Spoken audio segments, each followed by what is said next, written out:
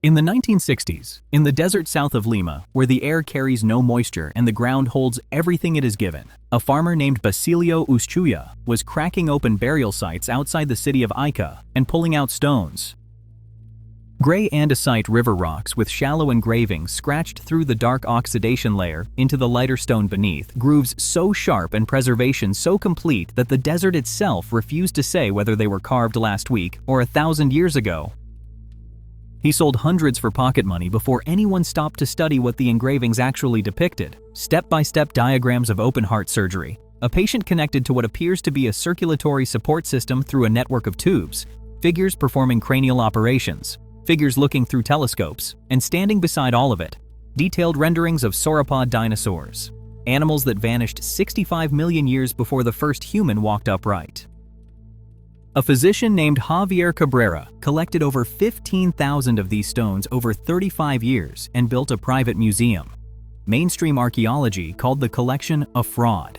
Then Cabrera sent 33 samples to the Mauricio Hochschild Mining Company for laboratory analysis, and their geologists reported that the natural oxidation patina covered not just the surface of the stones, but the grooves of the engravings, a condition that takes considerable time to develop and cannot be replicated with boot polish and an afternoon in a kiln. The Peruvian government arrested Uschuya. Under Peruvian law, selling genuine pre-Columbian artifacts carries prison time, so he faced two options: claim the stones were real and go to jail, or confess they were fakes and walk free. He confessed. The charges vanished. Then, in 2001, archaeologists at the Palpa Museum excavated an engraved stone depicting a sauropod dinosaur directly from a sealed Nazca tomb dated between 400 and 700 AD, with 30 eyewitnesses including museum staff present at the dig. The patina on that stone was unmistakable. That was 25 years ago. If one stone from a sealed tomb is genuine, the question is no longer whether the collection is real, it is what the other 15,000 are trying to say. Now this next artifact, a set of clay figurines from the oldest known settlements in Mesopotamia, with heads that don't look human, was first pulled from the ground in 1919 on the flat alluvial plain of southern Iraq, where the land between the Tigris and Euphrates runs level to the horizon, and the heat off the soil bends the air above it. A British team had come to excavate a low mound called Tel al-Ubaid near the ancient city of Ur, barely 2 meters above the surrounding plain, half a kilometer wide, the kind of rise that looks like nothing until you cut a trench into it. Beneath the surface were the remains of the Ubaid people, a civilization that predates the Sumerians by more than 1,000 years, who built mud brick villages, developed irrigation, and farmed these river valleys between 5,500 and 4,000 BC. Among the pottery and the tools and the domestic debris of a culture that was permanently settled and clearly organized, the excavators found figurines, small baked clay forms, 5 to 20 centimeters tall, pulled from houses, tombs, and temples, male and female figures in different postures, some holding staffs, some with hands on their hips. Every single one of them had the head of a reptile. Long tapered skulls, almond-shaped eyes, elongated snouts, no human features above the neck. The most unsettling were the mothers. Female figurines cradling infants and nursing them, the babies bearing the same reptilian heads as the adults. These were not confined to one site. Identical figurines turned up at Ur, at Eridu, at locations scattered through southern Mesopotamia, all from the same period, all showing the same thing: humanoid bodies with lizard heads performing the most ordinary human actions, nursing children, carrying authority, occupying domestic spaces.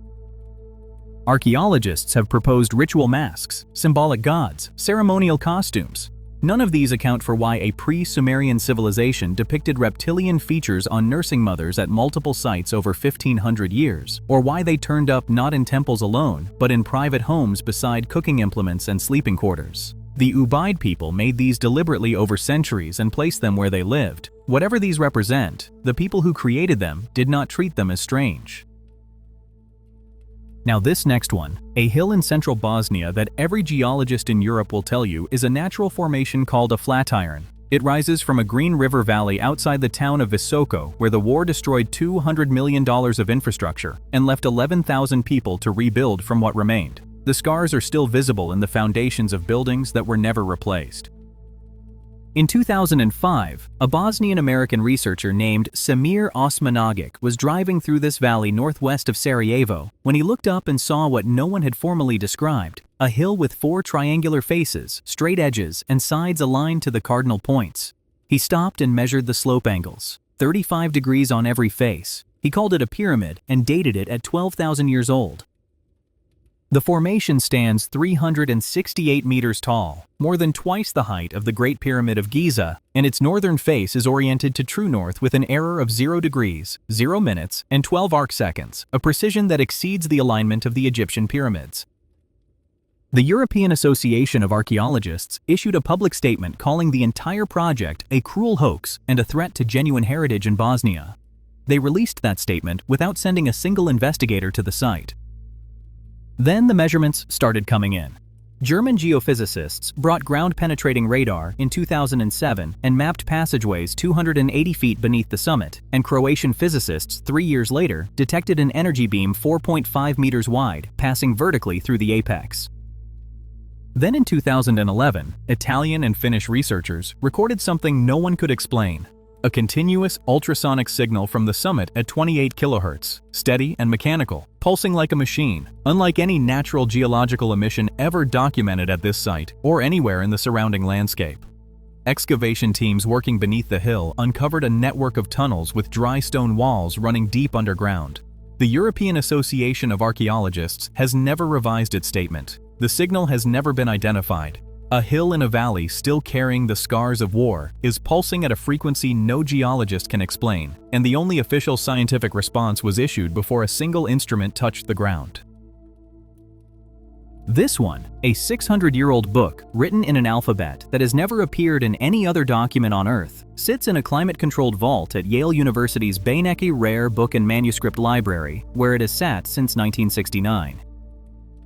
240 pages of handwritten text flowing left to right in smooth, confident strokes with almost no corrections, as though whoever wrote it was fluent in a language no one else has ever spoken. The pages are covered in illustrations, plants that do not match any known species, astronomical charts that do not correspond to any recorded sky, diagrams of figures bathing in green and blue liquid connected through channels that lead nowhere. Radiocarbon dating placed the calfskin vellum between 1404 and 1438, the ink confirmed as period consistent. This is not a modern forgery on old parchment. Someone composed this book 600 years ago with purpose and care, in a script that appears exactly once in the entire historical record. 5 separate scribes wrote it. Handwriting analysis identified at least 5 distinct hands, each writing in the same unknown alphabet with the same unknown grammar, meaning this was not one person's private code, but a shared system, taught or learned, sustained over a collaborative effort. William Friedman, the American codebreaker who cracked Japan's purple cipher during the Second World War, spent decades on it and never broke it. The National Security Agency assigned a dedicated cryptologist to continue his work. She published the definitive study in 1978 under the NSA's own authority. The text remained unreadable. Every computational tool since has tried. None have broken it. Then, in 2026, an unnamed research team, using a custom-trained large language model, claimed to have decoded roughly 30% of the text. The language, they reported, is not derived from any known linguistic family. It appears mathematically constructed, engineered rather than evolved, built on a base 12 grammar no naturally spoken language has ever used. No one has verified their results. The team has not released their names. A book that the man who won the Pacific code-breaking war could not read, that the NSA could not read, that 6 centuries of cryptography could not crack, may have finally been opened by people who will not say who they are. In 1996, a writer named Bai Yu was exploring caves at the base of Mount Baigong in Qinghai Province, the high desert plateau of northwestern China, where the nearest city is 40 kilometers away and no permanent habitation exists in the area's recorded history. The only people who passed through were nomads, and nomads do not build infrastructure. The largest cave opens 6 meters high in the face of the rock, and the air inside is cool and mineral and still. Bai Yu walked in and found iron pipes, not 1 or 2 fragments, pipes running from the floor into the rock walls, pipes embedded in the ceiling, others protruding from the hillside outside and continuing down the slope 80 meters to the shore of a salt lake called Tosan. more ran beneath the lakebed and broke the surface of the water. The diameters ranged from 40 centimeters to thinner than a toothpick, and every one the same red-brown color as the surrounding sandstone, as though the metal and the mountain had been aging together for longer than anyone wanted to calculate. In 2002, the Chinese government sent scientists to the site. A local smeltery analyzed the samples: 30% ferric oxide, large amounts of silicon dioxide and calcium oxide, and 8% that defied identification. The Beijing Institute of Geology ran thermoluminescence dating to determine when the material was last exposed to extreme heat. The pipes came back at 150,000 years old, 120,000 years before any human is known to have set foot in the region.